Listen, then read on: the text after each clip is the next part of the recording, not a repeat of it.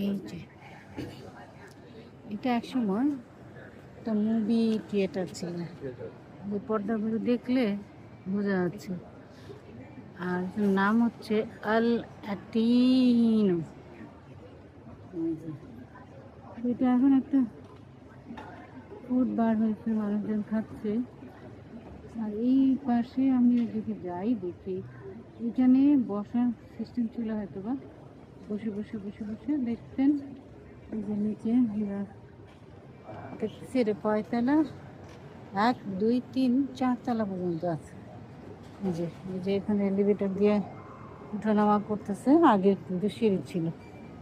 এই যে এই পাশ দিয়েও দেখা যাচ্ছে। আমরা একটু উপরে আছি। আর এই যে সেই